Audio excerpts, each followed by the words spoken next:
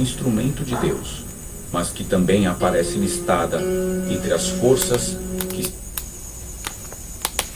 O Irã domina as manchetes do mundo moderno com conflitos, ameaças, alianças estratégicas e ambições nucleares que fazem nações inteiras tremerem. Mas o que quase ninguém percebe é que essa nação não surgiu agora, nem caminha sem direção. A sua história já estava escrita muito antes de existirem jornais, fronteiras modernas ou satélites observando a Terra. A Bíblia registra não apenas o nascimento do Irã, mas também o seu papel decisivo no desenrolar do plano divino, desde os primeiros capítulos de Gênesis até as profecias mais sombrias sobre o fim dos tempos. Na Bíblia, o Irã é chamado por seu nome antigo, Pérsia, e a sua trajetória é uma das mais complexas e assustadoras. Uma nação que foi libertadora, protetora, instrumento de Deus, mas que também aparece listada entre as forças que se levantarão contra Israel. Para entender o Irã de hoje, é preciso voltar ao início de tudo, ao mundo requém cedo do dilúvio, quando a humanidade recebeu uma nova chance de existir. Após as águas recuarem e a arca repousar, Deus deu à humanidade um recomeço. Noé e seus 3 filhos, Sem, Quem e Jafé, tornariam-se os patriarcas das nações que povoariam a terra.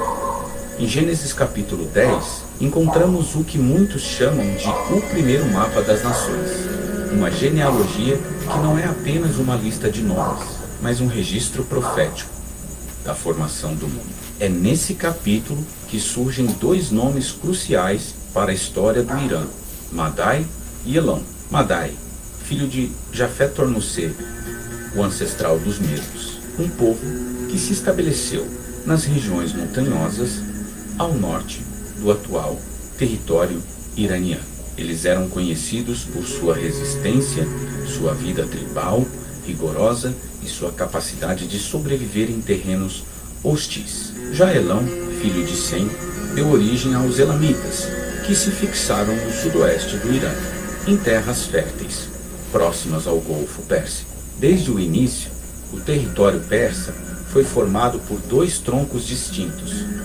2 heranças diferentes, que mais tarde se uniriam de forma explosiva. A Bíblia não demora a mostrar que Elão não era uma tribo irrelevante. Em Gênesis 14, lemos sobre a primeira grande guerra internacional. 4 reis orientais, incluindo Kedorlaomer, rei de Elão, organizaram uma campanha militar devastadora contra as cidades de Canaã. Eles conquistaram territórios, subjugaram povos e levaram cativos, entre eles Ló, sobrinho de Abraão. Essa passagem revela algo crucial. A Pérsia, ainda em sua forma primitiva, já se posicionava como uma força agressiva contra aqueles ligados à promessa de Deus. Mas a resposta foi inesperada. Abraão, com apenas 318 servos treinados, perseguiu os exércitos orientais. Atacou-os durante a noite e obteve uma vitória impossível. Ele libertou os cativos e humilhou reis poderosos. A mensagem era clara e ecoaria por milênios. Nenhum império, por mais antigo ou forte que seja, pode prevalecer contra aqueles que caminham sob o favor de Deus.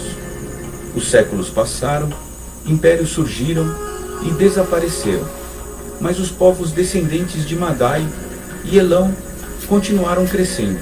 Os medos se fortaleceram nas montanhas, enquanto os elamitas prosperaram nas planícies. Gradualmente, clãs tornaram-se reinos, e reinos se transformaram em um império colossal. O Império Medo-Persa. Embora fossem povos pagãos, jamais estiveram fora do alcance da soberania divina. Muito antes de conquistarem Babilônia, Deus já havia falado sobre eles por meio dos profetas. Isaías anunciou que a Média e Elão seriam instrumentos de julgamento contra a Babilônia, a nação que destruiu Jerusalém e queimou o templo.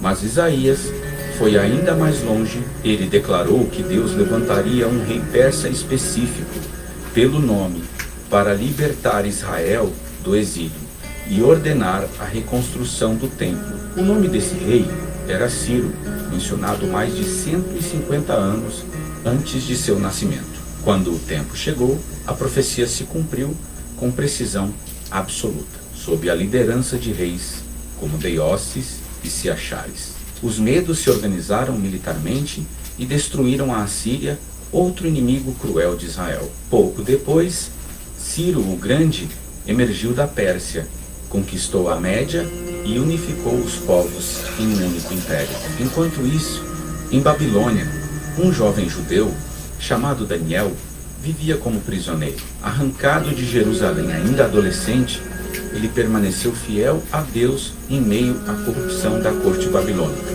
Por causa dessa fidelidade, Deus lhe concedeu visões que revelavam o curso da história humana. Em um sonho perturbador do rei Nabucodonosor, Daniel viu uma estátua composta por diferentes metais. A cabeça de ouro representava a Babilônia, mas o peito e os braços de prata simbolizavam o reino que a sucederia, a Média e a Pérsia, 2 braços, um corpo, sendo um mais forte que o outro. A profecia se cumpriu na noite em que Babilônia caiu, enquanto o rei Belsazar profanava os utensílios sagrados do templo.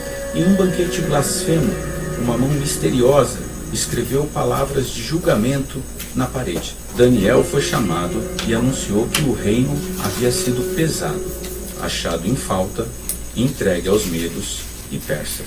Naquela mesma noite, os exércitos de Ciro desviaram o rio Eufrates e entraram na cidade sem resistência. Babilônia caiu e a Pérsia tornou-se o maior império do mundo. Diferente de todos os outros conquistadores, Ciro fez algo sem precedentes.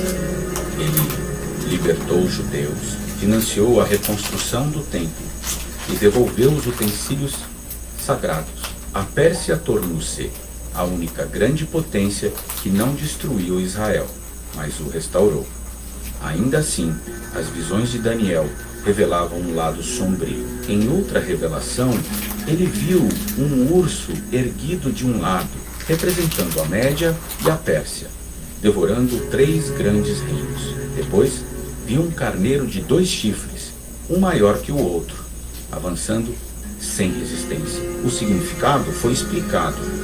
Aquele era o Império Persa, dominante e imparável, até ser subitamente derrotado por um bode veloz vindo do oeste. A Grécia, mesmo no auge, a Pérsia estava destinada a cair. Antes disso, porém, Deus realizou um dos maiores livramentos da história, dentro do próprio coração persa.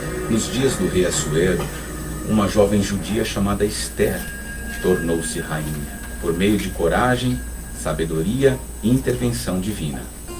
Ela frustrou um genocídio planejado contra seu povo. O império que poderia tê-los destruído tornou-se seu escudo. Mais uma vez, a Pérsia foi usada para preservar a linhagem da promessa. Séculos depois, quando o mundo aguardava o Messias, a Pérsia voltou a aparecer. Sábios do Oriente, provavelmente astrônomos persas familiarizados com as profecias de Daniel, seguiram uma estrela até Belém. Eles foram os primeiros gentios a reconhecer Jesus como Rei, Deus e sacrifício. Ouro, incenso e mirra revelaram a missão divina.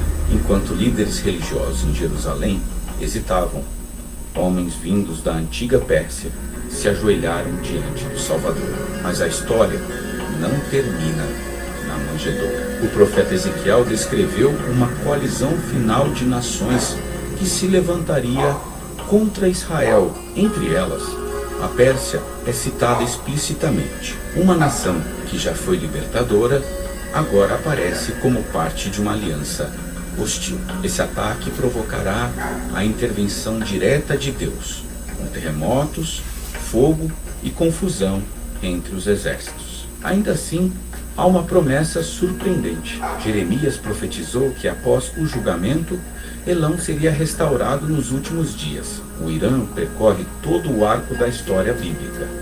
Nasce em Gênesis, ameaça em Abraão, redime no exílio, protege nos dias de Esther, honra o Messias e, por fim, enfrenta julgamento, mas com esperança de restauração. Essa trajetória reflete a própria humanidade, redimida, caída, julgada e chamada de volta. O Irã de hoje pode parecer distante dessas páginas antigas, mas as profecias continuam se desenrolando.